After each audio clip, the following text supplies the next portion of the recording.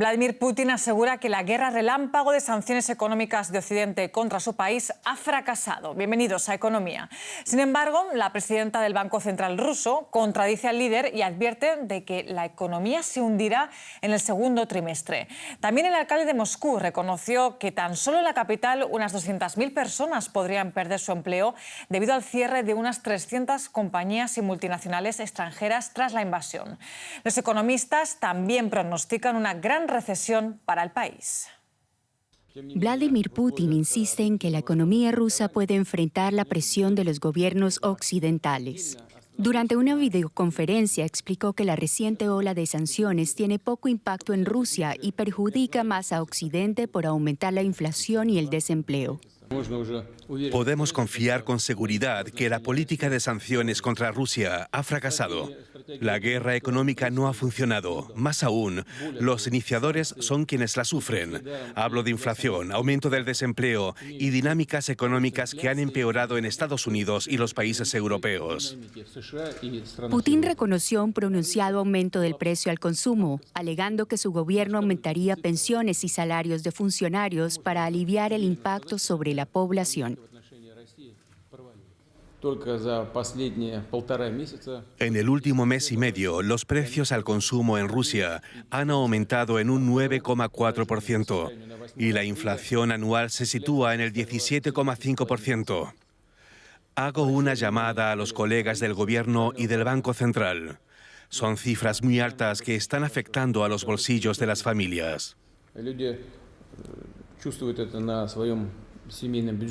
Pero la presidenta del Banco Central ruso, Elvira Nabiullina, advirtió que la economía no aguantará indefinidamente frente a las sanciones internacionales que han congelado casi la mitad de los 640.000 millones de dólares que Rusia tenía como reservas en oro y divisas.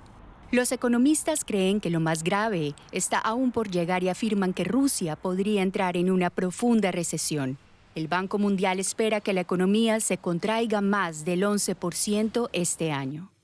El alcalde de Moscú, Sergei Sobyanin, advirtió que cerca de 200.000 personas en la capital corren riesgo de perder su empleo porque empresas extranjeras han suspendido sus operaciones o abandonan el mercado ruso. Y aunque la guerra termine pronto, muchas multinacionales no volverán a corto plazo por temor a nuevas complicaciones. El Tesoro estadounidense también predice un futuro económico complicado para Moscú. Ampliamos los detalles con nuestra compañera Ana Nieto desde Nueva York. Ana, la institución estadounidense alerta de la grave crisis económica que le espera a Rusia provocada por su invasión a Ucrania. ¿No es así? Sí, el subsecretario del Tesoro, Wally Adeyemo, ha dicho que no se cree las explicaciones que ha dado Putin y que no se cree lo que está detrás de la subida del rublo. En este sentido, hoy, el lunes, en el marco de las reuniones del Fondo Monetario Internacional y el Banco Mundial, ha dicho que espera que la economía de Rusia se contraiga más de un 10%, siendo entonces una de las crisis económicas más grandes en los últimos 20 años. También piensan que la inflación va a subir hasta el 22% y que las importaciones van a caer un 37%. Desde el Tesoro de Estados Unidos se está convencido de que la crisis va a llegar y va a tocar muy duro a los ciudadanos rusos. Se espera que la demanda caiga un 11% este año.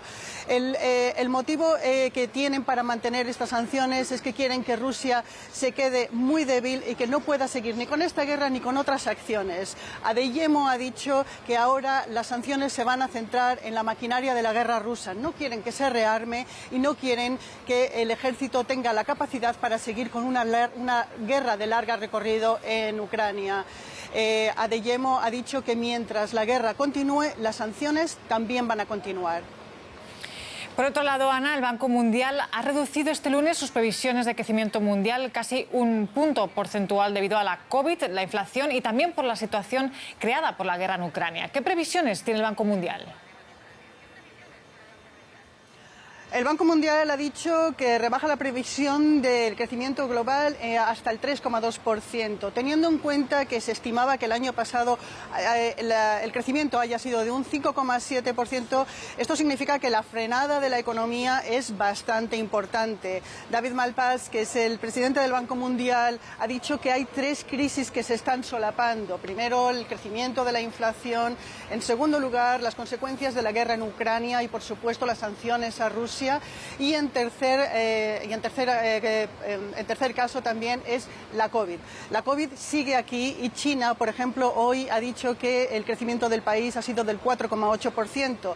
Pero también se sabe que en el último mes, en marzo de este trimestre, empezaron los cierres de las ciudades, los cierres de las actividades económicas. Por eso se espera que en el segundo trimestre el crecimiento de China sea peor. David Malpass, desde el Banco Mundial, cree que va a subir la pobreza, va a subir la desigualdad y espera que en esta semana se vaya a hablar y mucho de cómo paliar el hambre en el mundo que se espera y la subida de los precios de los alimentos. Gracias, Ana Nieto, por este análisis. Cambiamos de tema. En México, la Cámara de Diputados aprobó la reforma a la ley minera que prevé la protección del litio como mineral estratégico de propiedad exclusiva del Estado mexicano.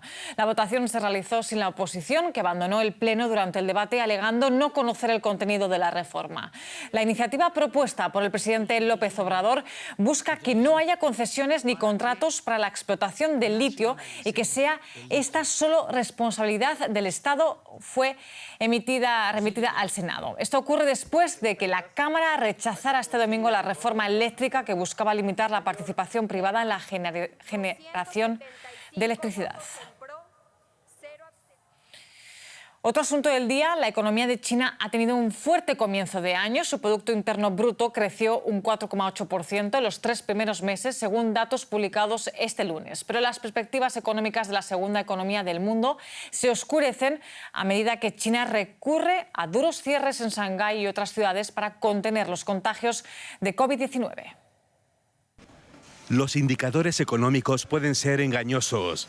Si bien el PIB chino creció un 4,8% en el primer trimestre de 2022, superando las expectativas, el consumo disminuyó y el desempleo aumenta.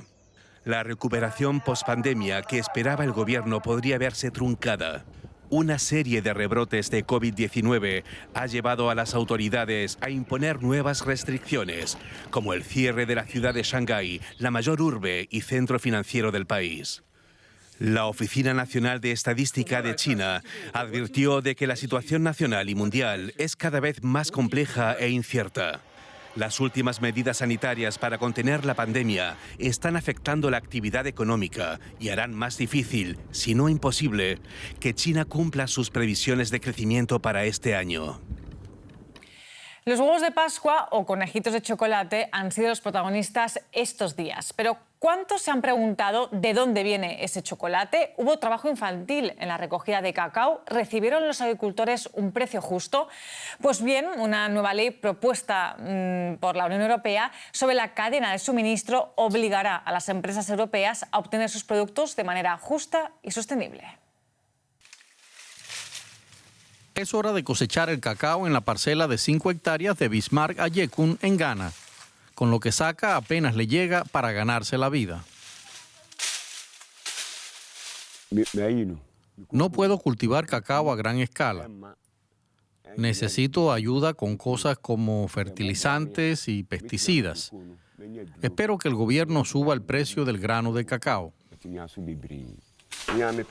El gobierno de Ghana ha decidido intervenir la industria del cacao y está regulando los precios para ayudar a los agricultores a ganar más. Pero no basta. Incluso con estas medidas, necesidades como el fertilizante son inasequibles.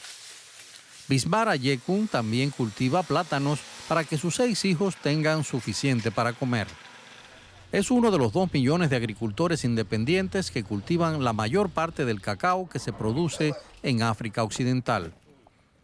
En el pueblo se procesan los granos de cacao blanco y sus hijos colaboran, aunque según dice su padre, se asegura de que solo les asignen tareas sencillas y de que sigan yendo a la escuela. Les enseño a mi mujer y a los niños a hacer este trabajo. Luego cosechamos juntos y nos beneficiamos de ello. Me ayuda a cuidar de mi familia.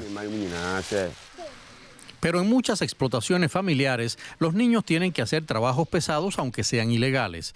Deben cargar con sacos o trabajar con pesticidas o con un machete. Según un estudio de la Universidad de Chicago, en Ghana y en la vecina Costa de Marfil hay más de 1,5 millones de niños afectados. Desde hace años se sabe que los abusos de los derechos humanos, como el trabajo infantil, la desnutrición o la explotación, son habituales en la industria del cacao. La Unión Europea es el mayor importador mundial de cacao en grano. Más del 50% de toda la producción mundial se envió a la Unión Europea el año pasado. Eso supone unos 2 millones de toneladas de granos de cacao al año. La Comisión Europea quiere exigir responsabilidades a las empresas que compran estas materias primas con una nueva ley. Las empresas tendrán que garantizar a sus empleados salarios dignos y el cumplimiento de las normas medioambientales, así como que sus proveedores cumplan estas normas. Dado el interés de los consumidores, las empresas intentan desde hace tiempo controlar mejor los posibles impactos de sus actividades sobre los derechos humanos, el medio ambiente y el clima. Es una cuestión de reputación.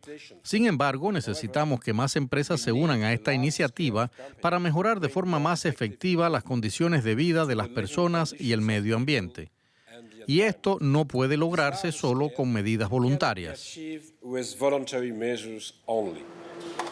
Entre otras cosas, la propuesta de ley obligaría a las empresas a firmar un acuerdo sobre derechos humanos.